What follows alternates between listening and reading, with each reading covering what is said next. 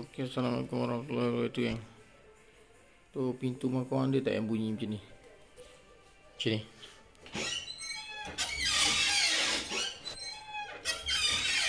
Kuat gila kan. Kadang-kadang kita nak keluar tu, nak keluar tak senyap pun anak perasan. Kadang-kadang yang tengah tidur pun boleh terperasan bila kita buka pintu. Sebab apa, bunyi dia kuat. Cuma aku ajar cara-cara nak mengatasi dia, kan. Hey. Kamu boleh pakai ni, pencegah karat ataupun WD-40 ke. Kalau tak ada, minyak masak pun boleh. Tengok ah.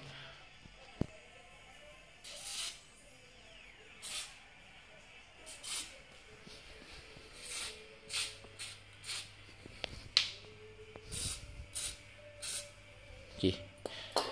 Jom kita test tengok.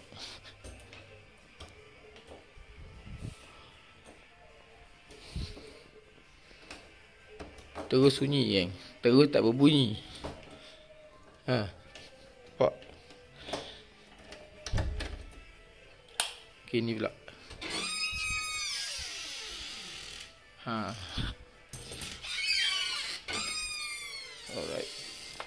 Kalau tak ada minyak benda ni, boleh pakai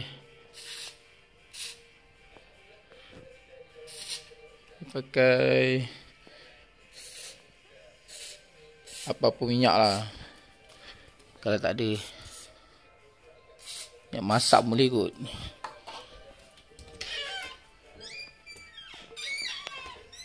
Ada lagi sikit, kan.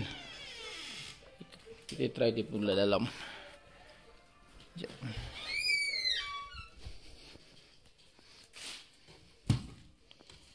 Sekejap, gelap berita.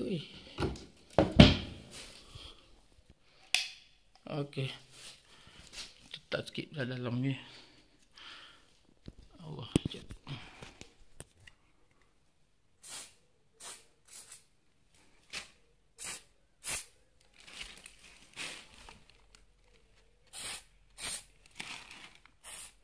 Okey.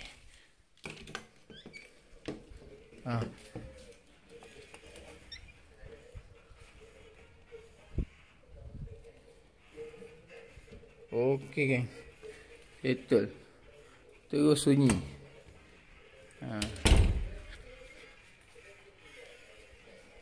Biasa kalau pintu-pintu yang jenis besar-besar tu lagi kuat bunyi. Kau tengok pintu depan aku ni. Ni pun aku dah spray. Dia pintu ni berat tau. Biasanya dia akan bunyinya. Kau tengok langsung tak ada bunyi. Ni je. Kalau tak ada ni, korang boleh letak minyak masak ataupun minyak hitam pun boleh kot. Kalau minyak hitam yang tak banyak nanti dia meleleh.